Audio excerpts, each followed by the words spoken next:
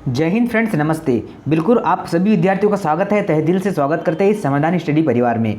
तो देखिएगा, साइंस की यह सुपर 15 क्लास आप सभी के लिए बहुत ही महत्वपूर्ण है, जो आज की क्लास नंबर 8 है, जिसमें हम लोग 15 मिनट में आपके सुपर फास्ट 50 क्वेश्चन करते हैं और आपका बायोलॉजी, फिजिक्स, केमिस्ट्री ये सभी जो है क्वेश्चन यहाँ पर आपको अलग अलग मिलते हैं।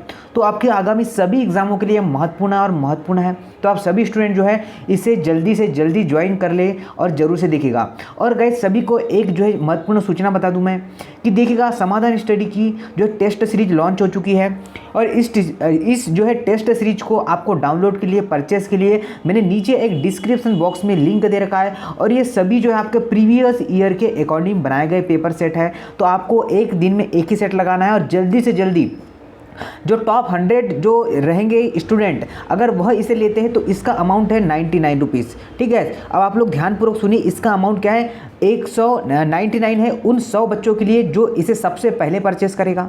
और उसके बाद 100 बच्चे जैसे ही कंप्लीट होंगे, इसका अमाउंट हो जाएगा 199 रुपये। ठीक है, और खुशखबरी सुनिएगा, ये अमाउंट जो आप लोग दे रहे हैं ये सिक्योरिटी के तौर पर हमारे पास जमा रहेगा। जो 199 अभी की बात करूँ मैं, आपको सिक्योरिटी के तौर पर आपका जमा रहेगा।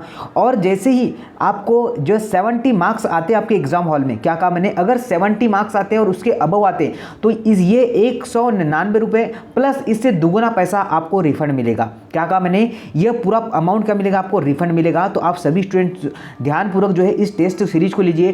क्यों, हमारे जो इसे जो है अमाउंट डालने का मकसद यही है हमारा कि आप लोग जो है इस कंटेंट को समझे और इसकी खासियत को समझे कि आप लोग पढ़े। जब तक आप लोग अमाउंट पे नहीं करेंगे तब तक जो है इस कंटेंट का महत्व नहीं समझेंगे। तो आपको ओनली अभी की कंडीशन में आपको 99 रुपीज़ पे करना है। और सभी, अगर आप लोगों ने अच्छा स्कोर किया, मतलब आपके एग्जाम हॉल में 70 मार्क्स आएंगे, तुरंत ही इसका अमाउंट आपके अकाउंट में क्या कर दिया जाएगा, भेज दिया जाएगा। तो बिल्कुल निश्चिंत रहिए, बस तैयारी करें। हम आपके साथ ऑलवेज है, हम हमेशा ही हम आपके साथ बने रहेंगे। ठीक है गाइस, तो चलेगा, अब मैं सेशन स्टार्ट कर रहा हूँ। अगर जिसको अच्छा लगे वो परचेस कर सकते हैं। डिस्क्रिप्शन बॉक्स में इसका मैंने लिंक दे रखा है, डायरेक्टली उस पर क्लिक करके आप लोग जो इसे परचेस कर लेंगे। चलेगा, तो देखिएगा, सेशन स्टार्ट कर रहा हूँ। यह सेशन महत्वपूर्ण है आपके लिए। चलिए, वॉशिंग मशीन का कार्य सिद्धांत है। तो देखिए, अपोहन, अपकेंद्रन, उत्क्रमण, परागसरण या फिर आपका विकिरण। तो यह जो है आपका ऑप्शन नंबर बी क्या होगा सर जी, ये होगा अपकेंद्रन। अब देखिए यहाँ पर अपकेंद्रन और अभिकेंद्रन। अपकेंद्रन ये बाह्य फोर्स है, अगर अंदर की ओर कोई फोर्स लगता है तो ये अभिकेंद्रन बल कहलाएगा। और जो बाहर की ओर बल कहलाएगा तो ये अपकेंद्रन बल लगाएगा। तो वॉशिंग मशीन बाहर की ओर बल लगाती है तो अपकेंद्रन बल लगाएगी। चलेगा, अगले क्वेश्चन की ओर देखते हैं। माथे के पश्चात सॉरी गाइस, मथने के पश्चात क्रीम का दूध में, दही में जो परिवर्तन क्या कहलाता है, ससंजक बल कहलाता है, गुरुत्वाकर्षण बल कहलाता है, अभिकेंद्रक बल कहलाता है, या फिर इसमें से कोई नहीं। तो क्या कहलाता है, अपकेंद्रक बल कहलाता है। तो यह भी जो है बाहर के ऊपर फोर्स लगता है इसमें। चलेगा, नेक्स्ट क्वेश्चन देखते हैं। नेक्स्ट क्या है, दूध को निम्न विधि से एक रूप किया जाता है, इसकी वसा हटा दी जाती है, इसमें थोड़ा सोडियम कार्बोनेट मिला दिया जाता है, इसके वसा कणों को सेंट्रीफ्यूज की सतह से सुरक्षित कर आकार उसका बदल दिया जाता है, यह इनको केवल उबाल दिया जाता है। तो अगर आपने ऑप्शन नंबर सी किया तो आपका करेक्ट होगा, क्या होगा, ऑप्शन नंबर सी है। चलिए, नेक्स्ट देखिएगा। नेक्स्ट है, भौतिक की किस शाखा में अति सूक्ष्म कणों की चाल का अध्ययन किया जाता है। तो देखिएगा, इसका आंसर है पार्टिकल फ्यूज। आपका फिजिक्स होगी, या फिर आपका फील्ड थ्योरी होगी, या फिर क्वांटम मैकेनिक्स होगा, या फिर आपका परमाणु भौतिकी होगा। तो अगर आपने चूज़ किया ऑप्शन नंबर ए तो क्वांटम जो है इसका क्वांटम मैकेनिक्स इसका करेक्ट आंसर होगा। चलिएगा, नेक्स्ट देखते हैं। नेक्स्ट है आपका, बर्फ पानी की ओर तैरता है, बर्फ का घनत्व पानी से कम होता है तब, बर्फ में वायु भर जाती है तब, या फिर आपका पानी बर्फ से ज़्यादा गहरा होता है, या फिर है बर्फ का घनत्व पानी से ज़्यादा होता है। तो अगर आपने चूज़ किया है ऑप्शन नंबर ए, क्या होगा, बर्फ का घनत्व पानी से हल्का होता है, इसलिए क्या होती है, यह जो है बर्फ ऊपर तैरती है और तैरने पर इसका आयतन में कोई भी बदलाव नहीं आता। इसे आप लोग नोट कर लीजिएगा। चलिए सर, बढ़ते हैं आगे। नेक्स्ट क्वेश्चन देखतेगा। नेक्स्ट क्वेश्चन क्या है, अंतरिक्ष यात्री निर्वात में सीधे खड़े नहीं रह सकता है, वायुमंडल की श्यानता बल बहुत तीव्रता होती है, गुरुत्वाकर्षण नहीं होता है, सौर वायु ऊपर की ओर बल लगाती है, वायुमंडल दाब बहुत कम होता है। तो ऑप्शन नंबर बी ही करेंगे आप लोग, क्योंकि वहाँ पर सर जी गुरुत्वाकर्षण फोर्स नहीं होता। हम यहाँ पर ज़मीन पर स्टेबल क्यों है, क्योंकि गुरुत्वाकर्षण बल हमें नीचे की ओर क्या है, नीचे की ओर लगता है, इसलिए हम लोग जो है, और यहाँ पर वायुमंडल भी है, ठीक है। बट जो है आपका करेक्ट आंसर होगा गुरुत्वाकर्षण फोर्स। चलेगा, बढ़ते गाइस नेक्स्ट क्वेश्चन की ओर। देखिए क्या है नेक्स्ट क्वेश्चन, देखिएगा। ऑटो मोबाइल के हाइड्रोलिक ब्रेक में मतलब उसके ब्रेक के कार्य किस सिद्धांत पर क्या करते हैं, न्यूटन की गति के नियम पर, या फिर आपका आर्किमिडीज पर, बर्नौली सिद्धांत पर, या फिर पास्कल नियम पर। तो अगर आपने चूज़ किया ऑप्शन नंबर डी तो आपका करेक्ट होगा, पास्कल नियम पर होते हैं। चलिए नेक्स्ट देखते हैं। लकड़ी, लोहे व मोम के समान आकार के टुकड़ों को समान ऊंचाई से पृथ्वी पर गिराया जाता है। कौन सा टुकड़ा सर्वाधिक पृथ्वी की सतह पर पहुंचेगा, मतलब सर्वप्रथम बताना है आपको कि कौन सा टुकड़ा गति मतलब सबसे पहले पहुंचेगा। मोम, लकड़ी, लोहा या फिर तीनों साथ में पहुंचेगा। तो बिल्कुल अगर आपने जो है ऑप्शन नंबर यहाँ पर डी चूज़ किया है, बिल्कुल सही होगा।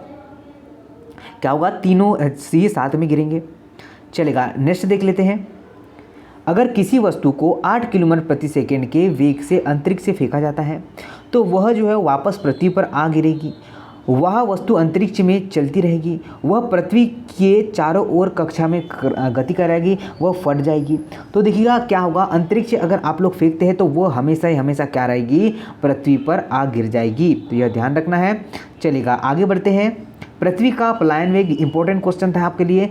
221.1 किलोमीटर प्रति सेकेंड, 15 किलोमीटर प्रति सेकेंड, 7 किलोमीटर प्रति सेकेंड, या फिर 11। तो बिल्कुल अगर आपने ऑप्शन नंबर डी को चूज़ किया है, 11.2 किलोमीटर प्रति सेकेंड आपका करेक्ट आंसर होगा। चलिएगा आगे बढ़ते हैं, देखते हैं नेक्स्ट क्वेश्चन क्या है। नेक्स्ट क्वेश्चन है, चलिए क्या है, किसी बल्लेबाज द्वारा क्रिकेट की गेंद को मारने पर गेंद समतल जमीन पर लुढ़कती है। कुछ देर लुढ़कने के पश्चात वह रुक जाती है। गेंद रुकने के लिए धीमी गति क्यों होगी। देखिए, वेग गेंद पर लगाए गए बल के समानुपाती होता है। बल्लेबाज के गेंद को पर्याप्त प्रयास से हिट नहीं मारा जाता। गेंद पर गति की दिशा विपरीत कार्य करती है। बिल्कुल यही आपका करेक्ट आंसर होना चाहिए। बिल्कुल यही आपका करेक्ट आंसर है कि सर जी उसके विपरीत भी एक फोर्स लगता है। और आपको नीचे क्या कमेंट्स करना है कमेंट्स बॉक्स में कि यह न्यूटन के कौन से लॉ पर वर्क करता है, आप लोग को यह कमेंट्स करना है। चलेगा, बढ़ते हैं आगे। नेक्स्ट क्वेश्चन देखिए, किसी कण को एक वृत्त पर समान गति करने के लिए बाध्य किया जाता है। कण की एक भौतिक राशि जो समय के साथ परिवर्तन हो रही है रैखिक ऊर्जा कहलाएगी, या फिर आपका गतिज ऊर्जा, कोणीय ऊर्जा, या फिर आपका कोणीय संवेग कहलाएगा। तो यह कहलाएगी आपका क्या सर जी, तो यह कहलाएगी आपका रैखिक ऊर्जा कहलाएगी। तो ऑप्शन नंबर ए करेक्ट था। चलेगा, नेक्स्ट देख लेते हैं। नेक्स्ट है आपका, समान गति से चलते हुए हवाई जहाज से एक पत्थर गिराया जाता है। पायलट द्वारा देखा गया पत्थर का पथ होगा सीधा, या फिर आपका परवलयकार, या फिर आपका अति परवलयकार, या फिर वृत्ताकार चाप के आकार का होगा। तो अगर आपने ऑप्शन नंबर सी चूज किया, सीधा ही होगा, स्ट्रेट आएगा। क्या कहा मैंने, स्ट्रेट आएगा। चलेगा, नेक्स्ट देखते हैं। नेक्स्ट क्वेश्चन क्या है। नेक्स्ट क्वेश्चन है आपके स्क्रीन पर, एक अंतरिक्ष यान जो चक्कर लगा रहा है, एक सेब छोड़ा जाता है तो वह कम गति से गतिमान होगा, पृथ्वी की ओर गिरेगा। अंतरिक्ष यान के साथ साथ उसी गति से गतिमान रहेगा, अधिक गति से गतिमान रहेगा। तो अगर आपने चूज़ किया ऑप्शन नंबर सी तो बिल्कुल सही किया होगा। क्या होगा, अगर आपका अंतरिक्ष यान के साथ साथ सीधी गति में क्या होगा, वह गति में चलता रहेगा। देखिएगा, नेक्स्ट देखिएगा, जब एक चलायमान वस्तु का वेग दुगुना हो जाता है तो उसकी गतिज ऊर्जा पर क्या फर्क पड़ेगा। तो ये गाइस मैंने बहुत बार आपको समझाएगा, दुगुनी होगी, 4 गुनी होगी, 1 चौथाई रहेगी। अब कैसे आएगा उसके लिए हमारी पुरानी क्लासेस आपको देखना पड़ेगा, जो हमारी शाम में 8 बजे क्लास होती है। चलेगा, तो ऑप्शन होगा 4 गुनी हो जाएगी। क्या होगा सर जी, 4 गुनी हो जाएगी। नेक्स्ट देखते हैं, नेक्स्ट क्या है। तो नेक्स्ट है आपकी स्क्रीन पर, भूपृष्ठ पर गुरुत्वीय त्वरण अधिकतम होता है और यह वैसे वैसे घट जाता है जैसे जैसे वह ऊपर जाएगा या नीचे जाता है, बढ़ जाता है जैसे जैसे हम ऊपर जाते हैं, बढ़ जाता है जैसे जैसे हम नीचे आते हैं, न ही घटता है न ही बढ़ता है जैसे जैसे हम लोग ऊपर या नीचे जाते हैं। तो करेक्ट आंसर होगा sir ji option number A. अगर आपने ऑप्शन नंबर ए चूज़ किया है, घटता है जैसे हम ऊपर जाते हैं या नीचे जाते हैं। तो चलिएगा बढ़ते हैं आगे अगले क्वेश्चन पर, देखते हैं अगला क्वेश्चन क्या है।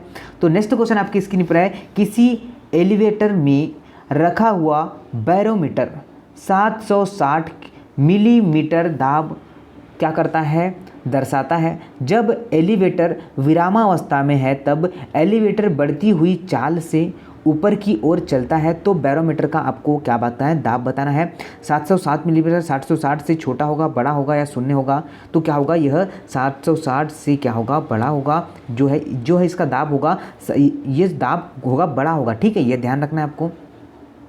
निम्नलिखित में से कौन सा कथन सत्य है, तो यहाँ पर जो है, यहाँ पर 2-3 कथन हमारे सामने दिए हुए हैं, आपको पढ़ना है और बताना है कि यह कौन सा कथन सत्य है।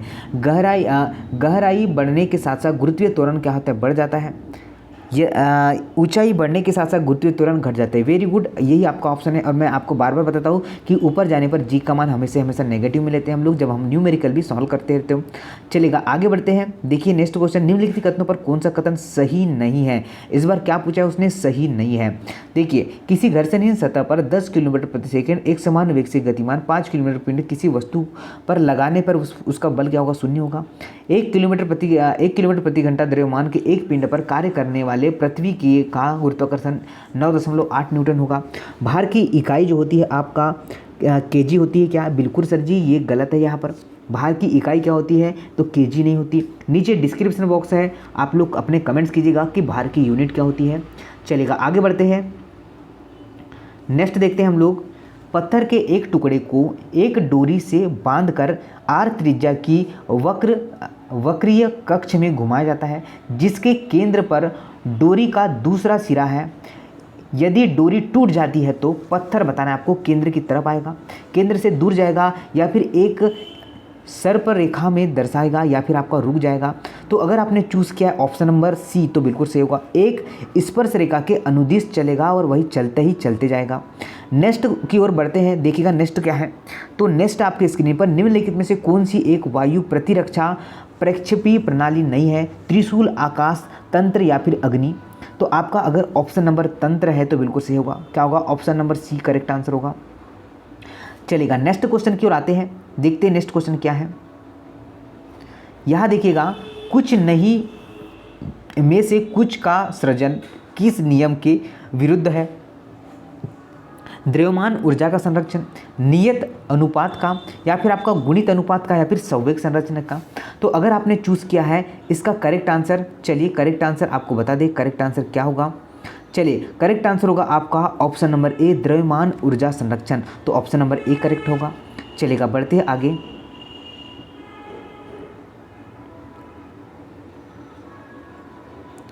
नेक्स्ट देखते हैं हम लोग क्या है।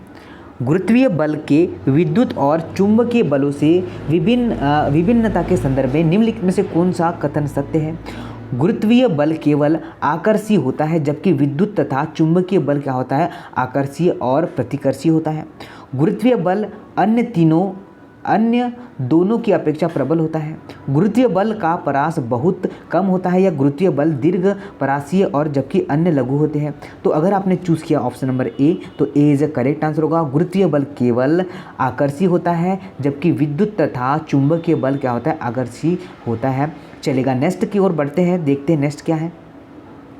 देखिएगा, बर्फ शुद्ध जल में से हल्की है और सतह पर तैरती है, ये तो अभी मैंने आपने पढ़ाया था आपको। निम्नलिखित कथनों में से कौन सा एक इस परिघटना का सही व्याख्यात करता है।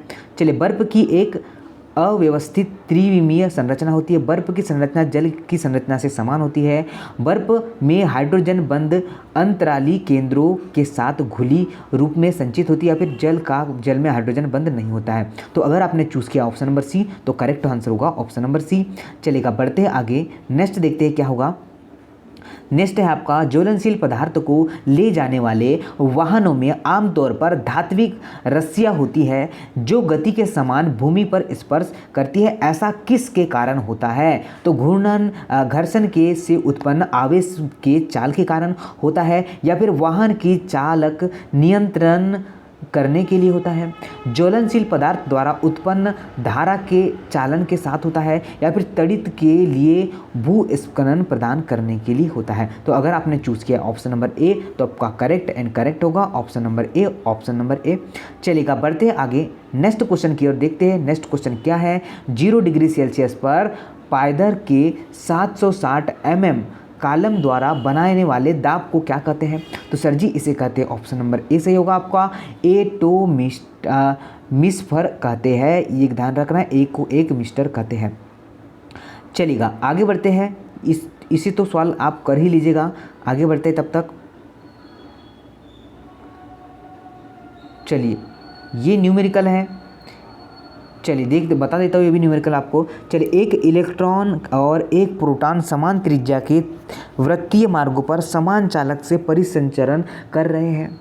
यदि प्रोटॉन का द्रव्यमान इलेक्ट्रॉन के द्रव्यमान से दुगना हो जाता है, लगभग 2000 गुना हो, तो निम्नलिखित में से कौन सा परिघटन सत्य है होगा? चलिए मैं सत्य कथन ही बता दूं, ये क्वेश्चन बहुत बड़ा है। जो आपका प्रोटॉन के लिए आवश्यक अभिकेंद्र बल इलेक्ट्रॉन के लिए आवश्यक अभिकेंद्र बल की तुलना में लगभग 2000 गुना अधिक होगा। ऑप्शन नंबर ए ही करेक्ट है, आप लोग जो है करेक्ट कर लीजिएगा अगर आपने ऑप्शन नंबर ए को चूज़ किया है तो। चलेगा बढ़ते क्वेश्चन नेक्स्ट क्वेश्चन की ओर देखिएगा। नेक्स्ट क्या है, जैसे ही एक स्थिर बस अचानक प्रारंभ हो जाती है, उसमें बैठा यात्री पीछे की ओर झटका देकर इसका स्पष्टीकरण करना है कि कौन से नियम का है। तो क्या पहला नियम का है क्या? बिल्कुल सर जी, यह गति का पहला नियम है। अगर हमारे आप लोग रेगुलर स्टूडेंट हैं तो आपको पता होगा और पता होगा। आगे बढ़ते हैं, आप लोग को बता दूं यहाँ पर किसी पिंड के संवेग परिवर्तन की दर को क्या कहते हैं? चलिए संवेग परिवर्तन की दर को परिणामिक शक्ति, ऊर्जा बल या आवेग कहते हैं। तो अगर आपने ऑप्शन नंबर चूज़ किया है तो बिल्कुल सही होगा। क्या होगा? फोर्स कहते हैं, यह ध्यान रखना है, और वो परिणामी फोर्स कहते हैं। चलिए नेक्स्ट देखते हैं, नेक्स्ट क्वेश्चन क्या है। तो ये क्वेश्चन आपके लिए होमवर्क रहेगा। क्या कहा मैंने? ये क्वेश्चन आपके लिए होमवर्क करेगा, इसका भी मुझे कमेंट्स बॉक्स में आपका कमेंट्स जानना है। और गाइस वीडियो कैसा लगा आपको? जो ये सुपर 50 की हमारी सुपर फास्ट रिवीजन क्लास कैसी लगती है आपको? थोड़ा सा रिव्यू हमारे लिए बहुत इंपॉर्टेंट है। अगर सेशन अच्छा लगता होगा शेयर कीजिएगा अपने दोस्तों को, और जो है आपका शेयर करने के बाद एक लाइक की बटन होगी तो लाइक की बटन जरूर से दबाइएगा। जय हिंद। नेक्स्ट वीडियो में आपसे मिलता हूँ, नेक्स्ट क्लास जो जल्दी आपकी आएगी। नमस्ते।